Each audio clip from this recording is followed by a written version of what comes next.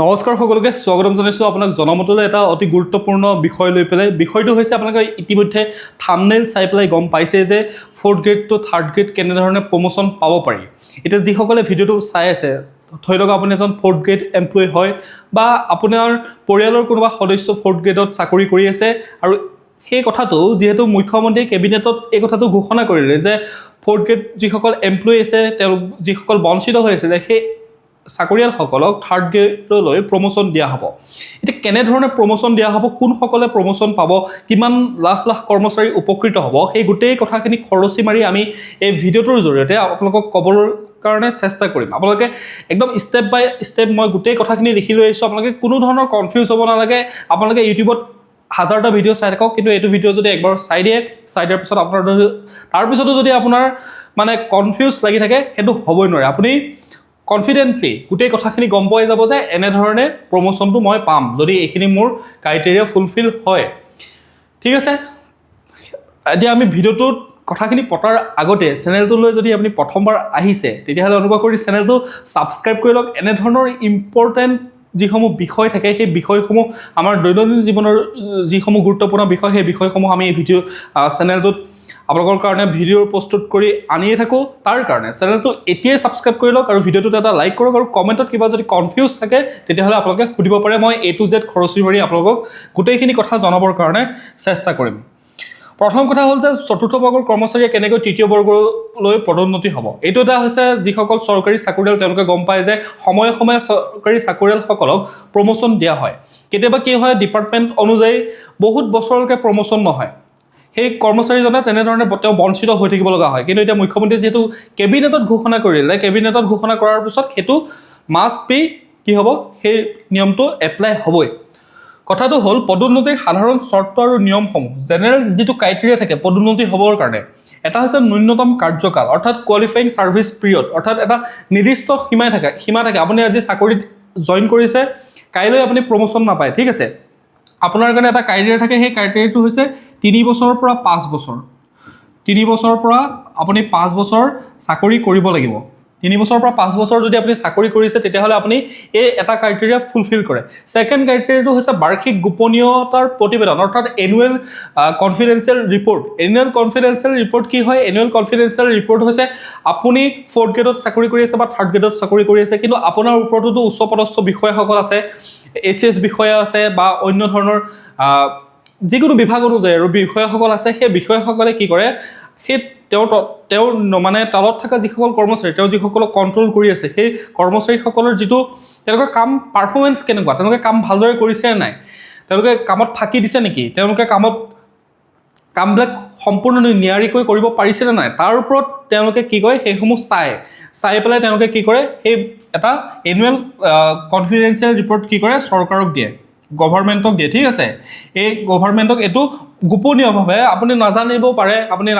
আপোনাক কিমান নম্বৰ দিছে কি কৰিছে কিন্তু ওপৰ অফিচাৰসকলে চৰকাৰক সেই ডাটাটো পঠিয়াই দিয়ে যে এইসকল কৰ্মচাৰীয়ে ভালদৰে কাম কৰি আছে আৰু এইসকল কৰ্মচাৰীয়ে ফাং কৰি 10টা বজাত অফিচ খোলে 12টা বজাত আহি অফিচ পাইহি এনেধৰণে কাম কৰি আছে তাৰপিছত 3 নম্বৰটো হৈছে বিভাগীয় গোচৰৰ পৰা মুক্ত অৰ্থাৎ clearance from vigilance disciplinary proceeding ঠিক আছে অৰ্থাৎ বিভাগটোত আপোনাৰ বিৰুদ্ধে কিবা গোচৰ আছে নেকি আপুনি বিভাগত সেই যিকোনো এটা বিভাগত এগ্ৰিকালচাৰত হওক পুলিচত হওক ফাইনেন্সত হওক ফিচাৰী ডিপাৰ্টমেণ্টত হওক ছইল ডিপাৰ্টমেণ্টত হওক বা যিকোনো ডিপাৰ্টমেণ্টত আপুনি কাম কৰি আছে কিন্তু তাতে আপুনি কি কৰিছে দুৰ্নীতি কাম কৰি আছে আপুনি অফিচত কি কৰে ঘুষ খায় আপুনি অফিচত টাইম মতে নাহে আপুনি অফিচত বদমাচি কাম কৰি থাকে আপুনি অফিচত ফাইলবোৰ কাম ঠিকমতে মানে সময়মতে ফাইলবোৰ পাছ নকৰে তেতিয়াহ'লে কি কৰে অৰ্থাৎ আপোনাৰ বিৰুদ্ধে কেতিয়াবা ওপৰ অফিচে কি কৰি দিয়ে তাত এটা লাল দাগ পেলাই দিয়ে আপোনাৰ কেৰিয়াৰ যিটো ছাৰ্ভিচ ৰেকৰ্ডত হয় সেই ছাৰ্ভিচ ৰেকৰ্ডত তেওঁলোকে ৰঙা চিয়াঁহী দি তেওঁলোকে লিখি দিয়ে যে এই বিষয়াজন মানে এই কৰ্মচাৰীজনে কাম ভালদৰে কৰা নাই বা আপোনাৰ বিৰুদ্ধে কেতিয়াবা গোচৰ তৰা হয় যে এওঁ কি কৰি আছে দুৰ্নীতি কৰি আছে সেইটো হৈছে বিভাগীয় গোচৰৰ পৰা মুক্ত ক্লিয়াৰেন্স ফ্ৰম ভিজিলেন্স বা ডিচিপ্লিনাৰী প্ৰচিডিংছ তাৰপিছত 4 নম্বৰ হৈছে অনাদায়ী প্ৰমাণপত্ৰ নো ডিউজ চাৰ্টিফিকেট অৰ্থাৎ কেতিয়াবা কি হয় ডিপাৰ্টমেণ্টবিলাকত পইচা আহে লেট্ৰিন বাথৰুম বনাবলৈ পইচা আহে কৰ্মচাৰীসকলক তেওঁলোকে পইচা দিয়ে বাকী ধৰি লওক যিসমূহ বেলেগ কাম থাকে ধৰি লওক এতিয়া কথা এটা ক'লোঁ, আঁচনিসমূহ চলি থাকে। আঁচনিসমূহতো কৃষকৰ এতিয়া ট্ৰেক্টৰ আহিব, ট্ৰেক্টৰ মানে পাৱাৰ টিলাৰ আহিব বা দমকল আহিব বা অন্য যিকোনো ধৰণৰ স্প্ৰে মেচিন আহিব, এইবিলাক সঁজুলি আহে। এই সঁজুলিবিলাকৰ কি কৰে, পইচাটো আপুনি মনে মনে মাৰি দিয়ে বা এই বস্তুবিলাক মনে মনে বেছি দিছে, এনেকুৱা ধৰণৰ যদি আপোনাৰ অভিযোগ আছে, অনাদায়ী প্ৰমাণপত্ৰ আছে, আপুনি যিটো ডিপাৰ্টমেণ্টত কাম কৰি আছে সেই ডিপাৰ্টমেণ্টৰ পইচা খাই থৈ দিছে, ডিপাৰ্টমেণ্টটো ঘূৰাই দিয়া নাই, এনেকুৱা ধৰণৰ যদি আপোনাৰ আছে, তেতিয়াহ'লে আপুনি সেইটো প্ৰমোশ্যন কেতিয়াও পাব নোৱাৰে। ঠিক আছে, এই চাৰিটা ক্ৰাইটেৰিয়া যদি আপুনি ফুলফিল কৰিছে, অৰ্থাৎ কোৱালিফাইং ছাৰ্ভিচ পিৰিয়ড কৰিছে, বাৰ্ষিক গোপনীয় প্ৰতিবেদনখন আপোনাৰ ভাল, বিভাগীয় গোচৰৰ পৰা আপুনি মুক্ত হৈ আছে, আৰু অনাদায়ী প্ৰমাণপত্ৰ কোনো ধৰণৰ আপুনি পইচা দিব লগা থকা নাই বিভাগক, আপুনি ধুনীয়াকৈ কাম কৰি আছে, তেতিয়াহ'লে এই গোটেইকেইটা যদি কৰিছে, তেতিয়াহ'লে এজন কৰ্মচাৰীয়ে তেওঁ 3rd গ্ৰেড হওক, 4th গ্ৰেড হওক বা 2nd গ্ৰেড হওক, যি গ্ৰেডে নহওক, তেওঁ প্ৰমোশ্যনৰ কাৰণে যোগ্য হিচাপে বিবেচিত হয়। এতিয়া কথাটো হ'ল যে বিভিন্ন বিভাগ অনুসৰি পদোন্নতিৰ প্ৰক্ৰিয়াসমূহো বেলেগ বেলেগ, কাৰণ অসম চৰকাৰত বহুত বিভাগ আছে। PWD বিভাগ আছে, এগ্ৰিকালচাৰ বিভাগ আছে, ফিচাৰী বিভাগ আছে, ছইল বিভাগ আছে বা অন্যান্য ফুড ছেক্টৰ বিভাগটো আছে, আৰু বহুত বিভাগ আছে। সেই বিভাগসমূহৰ অনুযায়ী কি হয়, তেওঁলোকৰ পদোন্নতিৰ প্ৰক্ৰিয়াটো অলপ বেলেগ বেলেগ হয়। এতিয়া প্ৰশাসনিক যিসমূহ এডমিনিষ্ট্ৰেটিভত আছে বা ভৈয়ামৰ যিসমূহ কাৰ্যালয়, অৰ্থাৎ ছেক্ৰেটেৰিয়েট বা ডিৰেক্টৰেট বা DC অফিচত যিসকলে কাম কৰি আছে, তেওঁলোকৰ পদোন্নতিৰ প্ৰক্ৰিয়াটো বেলেগ হয়। এতিয়া DC অফিচত যিসকলে চাকৰি কৰিছে, ধৰি লওক আপুনি তেওঁলোকক প্ৰথমে এজন ধৰি লওক আপুনি 4th গ্ৰেড এমপ্লয়িৰ পৰা 3rd গ্ৰেড হ'বৰ কাৰণে আপুনি জুনিয়ৰ এছিষ্টেণ্ট হ'ব লাগিব। ঠিক আছে, জুনিয়ৰ কনিষ্ঠ সহায়ক, এনেধৰণে প্ৰমোশ্যন হ'ব। অসম আৰক্ষীৰ ক্ষেত্ৰত ধৰি লওক আপুনি লেন্স নায়ক আছিলে, তাৰপিছতে আপুনি নায়ক হ'ল, নায়কৰ পিছত হাবিলদাৰ হ'ব, হাবিলদাৰৰ পিছত আপুনি ASI প্ৰমোশ্যন পাব, এনেধৰণে প্ৰমোশ্যনবিলাক হয়। কাৰিকৰী আৰু অভিযান্ত্ৰিক বিভাগতো তেনেধৰণে জুনিয়ৰ ইঞ্জিনিয়াৰ পিছত ছিনিয়ৰ ইঞ্জিনিয়াৰ, তাৰপিছতে চিফ এক্সিকিউটিভ ইঞ্জিনিয়াৰ, এনেধৰণে প্ৰমোশ্যনবিলাক হৈ গৈ থাকে। শিক্ষা বিভাগৰ ক্ষেত্ৰতো কি হয়, প্ৰথমতে ধৰি লওক এছিষ্টেণ্ট টিচাৰ আছিলে, তাৰপিছত এছিষ্টেণ্ট টিচাৰ পিছত আপুনি প্ৰিন্সিপাল হ'ল, বা তাতে থকা যিসকল 4th গ্ৰেড এমপ্লয়ী আছে, 4th গ্ৰেড এমপ্লয়ীসকলেও ধৰি লওক তেওঁ ফাইল অনা নিয়া কাম, চাহ তাহ দিয়া কাম, বা ঘৰ ৰুম চুম চাফা তাফা কৰি স্কুল ঘৰটো মানে চকীদাৰ, এনেকুৱা ধৰণৰ পৰা তেওঁ গৈ পেলাই কেৰাণী পৰ্যায়ত বা 3rd গ্ৰেডৰ এনেকুৱা ধৰণৰ পষ্টলৈ তেওঁ প্ৰমোশ্যন হ'ব পাৰে। এনেকুৱা ধৰণৰ পৰ্যায়সমূহত কি হয়, প্ৰমোশ্যন হয় বিভিন্ন বিভাগসমূহত। মই জাষ্ট 4টা বিভাগৰ এটা উদাহৰণ দি দিছোঁ। এটা কথা হ'ল যে এই পদোন্নতি প্ৰক্ৰিয়াটো কি হয়, বহু ক্ষেত্ৰত কেতিয়াবা পোষ্ট খালী নহয়। পোষ্ট খালী নোহোৱাৰ ফলত বহুত কৰ্মচাৰী তেনেধৰণে 10 বছৰ 15 বছৰ এটা পষ্টতে খাটি থাকে, তেওঁ প্ৰমোশ্যন হ'ব লাগিছিল, কিন্তু ওপৰত পোষ্ট খালী হোৱা নাই। এতিয়া ধৰি লওক আপুনি 4th গ্ৰেড হিচাপে চাকৰি কৰি আছে, 4th গ্ৰেড এমপ্লয়ী হৈ কাম কৰি আছে, কিন্তু 3rd গ্ৰেডত আপোনাৰ প্ৰমোশ্যন হ'ব গ'লে 3rd গ্ৰেডত এটা পোষ্ট খালী হ'ব লাগিব। 3rd গ্ৰেডতো পোষ্ট খালী হোৱা নাই, তাৰ কাৰণে আপুনি প্ৰমোশ্যন পোৱা নাই। প্ৰমোশ্যন নোপোৱাৰ কাৰণে আপোনাৰ কি হয়, আপুনি 4th গ্ৰেডত ধৰি লওক 20,000 টকা চেলাৰী পায়, আৰু আপুনি 20,000 টকাৰ চেলাৰীতে আপুনি কাম কৰি খাটি আছে, কিন্তু 3rd গ্ৰেডৰ জনে 35,000 চেলাৰী দৰমহা লৈ আছে। কথাটো হ'ল আপুনি 10 বছৰ এনেধৰণে খাটি থাকিবনে? তাৰ কাৰণে চৰকাৰে এছ'চিয়েট কেৰিয়াৰ প্ৰগ্ৰেশ্যন স্কিম আনিছিলে 2006 চনৰ, যিটো 6th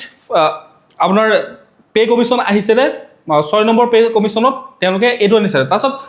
7 নম্বৰ পে' কমিশ্যন, অৰ্থাৎ 2016 চনৰ যিটো পে' কমিশ্যন আহিছিলে, 7th পে' কমিশ্যনত আহিছিলে, তাত মডিফাইড কৰিছিলে, modified associate career progression scheme আনিছিলে। মডিফাইড এছ'চিয়েট কেৰিয়াৰ প্ৰগ্ৰেশ্যন স্কিমৰ জৰিয়তে ধৰি লওক আপুনি 10 বছৰ চাকৰি কৰি আছে, 15 বছৰ এটা বিভাগতে 4th গ্ৰেডত চাকৰি কৰি আছে, কিন্তু চেলাৰীটো আপোনাৰ যিটো পে' স্কেল হ'ব, সেই পে' স্কেলটো আপুনি 10 বছৰ যিখিনি প্ৰমোশ্যন পাবলগীয়া হৈছিলে, আপুনি ধৰি লওক 2টা পোষ্ট পাৰ হৈ যাব লগা হৈছিলে,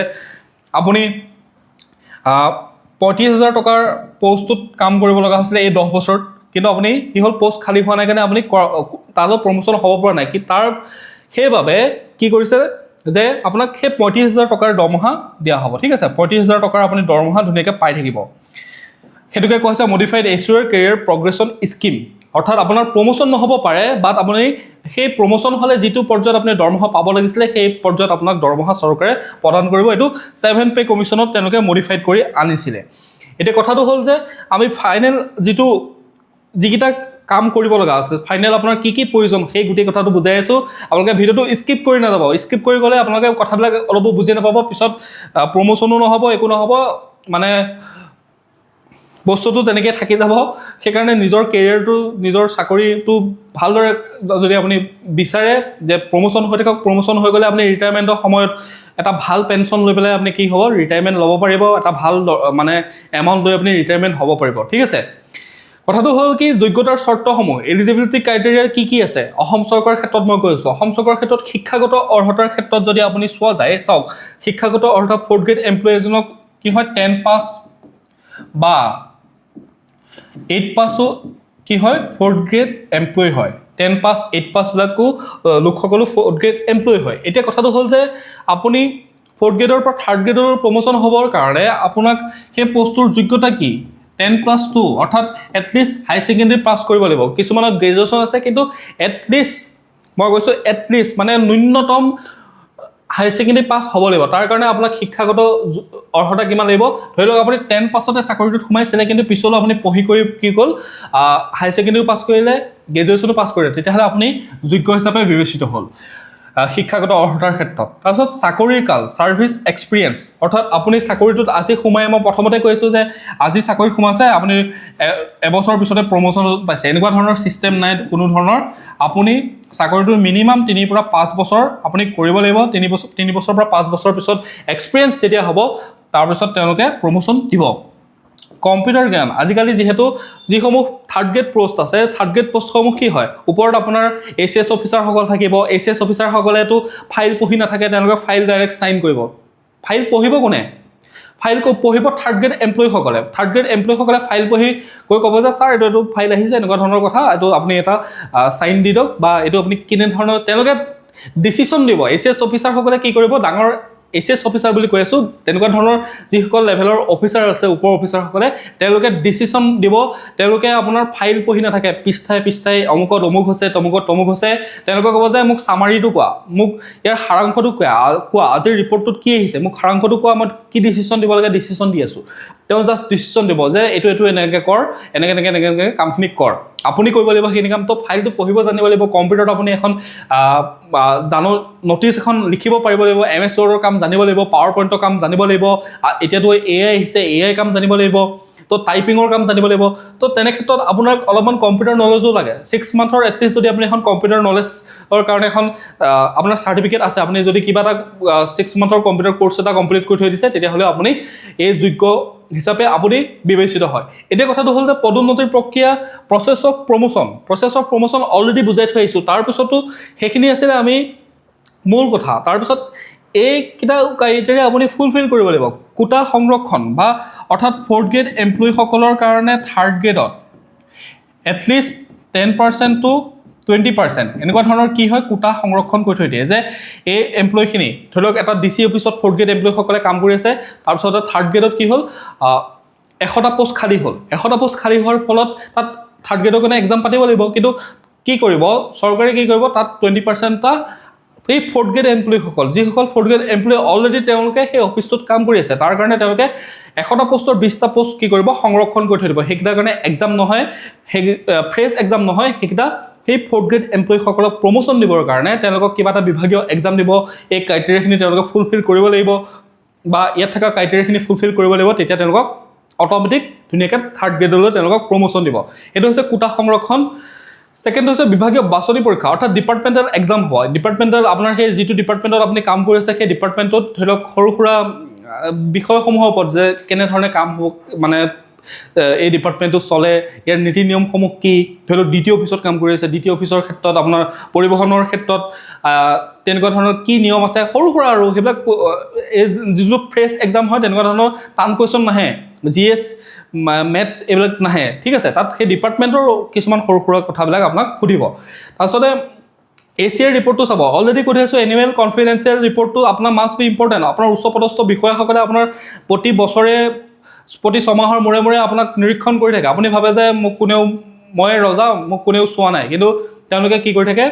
চাই থাকে আপুনি যদি ওপৰ অফিচাৰক মিছবিহেভ কৰিছে বেয়া বিহেভ কৰিছে আপুনি ওপৰ অফিচাৰক সেইকাৰণে অলপমান নিজে চাই চিতি থাকিব লাগে অফিচাৰসকলৰ লগত যদি বেয়াকৈ কথা পাতিছে তেতিয়াহ'লে তেওঁলোকে ধুনীয়াকৈ মনত ৰাখি থৈ দিয়ে তোৰ নাম অমুক ঠিক আছে মই তোৰ ব্যৱস্থাটো কৰি আছোঁ তই চাই থাক সিহঁতে এইটো পেটে কথা ৰাখি দিয়ে সেইকাৰণে নিজে নিজৰ সুৰক্ষাৰ কাৰণে আপোনালোকে কি কৰিব সেইটো মেইনটেইন কৰিবৰ কাৰণে এনুৱেল কনফিডেন্সিয়েল ৰিপৰ্টটো আপোনালোকে ভালদৰে ৰাখিব এইটো গোপনীয় প্ৰতিবেদন বিভাগীয় বাছনি সমিতি অৰ্থাৎ জিলা পৰ্যায়ত অৰ্থাৎ বা ৰাজ্যিক পৰ্যায়ত বা ডিপাৰ্টমেণ্ট অনুযায়ী কি হ'ব এখন সিলেকশ্যন কমিটি গঠন কৰি দিয়া হ'ব আৰু সেই সিলেকশ্যন কমিটিখনে কি কৰিব কোনসকল ব্যক্তিক প্ৰমোশ্যন দিব লাগে, এই যোগ্যতা ক্ৰাইটেৰিয়াসমূহ ফুলফিল কৰিছে, তাৰপিছত তেওঁলোকক সেই চিলেকশ্যন কমিটিত ইণ্টাৰভিউ ল'ব, বা ইণ্টাৰভিউ নল'লেও তেওঁলোকৰ ফাইল, তেওঁলোকৰ গোটেই ডকুমেণ্টছখিনি চাই লাষ্টত বিভাগীয় চিলেকশ্যন কমিটিখনে কি কৰিব, চৰকাৰলৈ ৰিপৰ্ট পঠাব যে এগ্ৰিকালচাৰ ডিপাৰ্টমেণ্টৰ অমুক ডিষ্ট্ৰিক্টৰ, কামৰূপ মেট্ৰ' ডিষ্ট্ৰিক্টৰ এনেকুৱা 200জন মানুহ আছে, 4th গ্ৰেড এমপ্লয়ী আছে, যিসকলক কি কৰিব পাৰি, প্ৰমোশ্যন দিব পাৰি। সেইটো দিছপুৰলৈ পঠাই দিব। দিছপুৰলৈ পঠাই দিয়াৰ পিছত চৰকাৰে আপোনালোকক প্ৰমোশ্যন দিব। এইখিনি আছিলে মূল কথা। বুজি পালে কথাখিনি? এইখিনিয়ে আছিলে গোটেই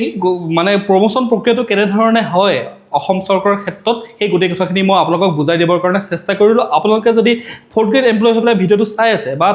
আপোনাৰ পৰিয়ালৰ কোনোবা মানুহে যদি 4th গ্ৰেড এমপ্লয়ী হয়, তেওঁলোকক সেই ভিডিঅ'টো শ্বেয়াৰ কৰক, আৰু শ্বেয়াৰ কৰি পেলাই গোটেই কথাখিনি বুজাই দিয়ক। এই কথাখিনি আপুনি ভালদৰে বুজি পোৱাৰ পাছত কোনো ধৰণৰ সমস্যাৰ সন্মুখীন নহয়। যদি আপুনি গোটেই ক্ৰাইটেৰিয়াখিনি ফুলফিল কৰে, ধুনীয়াকৈ আপুনি প্ৰমোশ্যন লাভ কৰিব, আৰু ৰিটায়াৰমেণ্টৰ সময়ত এটা মোটা অংকৰ পেঞ্চন লৈ পেলাই আপুনি, আৰু মোটা অংকৰ এটা এমাউণ্ট বেংক একাউণ্টত লৈ আপুনি ধুনীয়াকৈ ৰিটায়াৰমেণ্ট হ'ব পাৰিব। তাৰ বাবে ভিডিঅ'টো ধুনীয়াকৈ চাওক, আৰু কিবা যদি বুজি পোৱা নাই তেতিয়াহ'লে কমেণ্টত সুধিব, মই আপোনালোকক ৰিপ্লাই কৰিবৰ কাৰণে চেষ্টা কৰিম। আৰু চেনেলটো যদি আপুনি ছাবস্ক্ৰাইব কৰি ল'বলৈ পাহৰি গৈছে, অনুগ্ৰহ কৰি চেনেলটো ছাবস্ক্ৰাইব কৰি লওক। এনেধৰণৰ ইম্পৰ্টেণ্ট ইনফৰমেশ্যনসমূহ মই আপোনালোকক সদায় জনাবৰ কাৰণে চেষ্টা কৰি থাকোঁ। পুনৰ অন্য এটা ভিডিঅ'ত লগ পাম, তাৰ বাবে ধন্যবাদ জনাইছোঁ।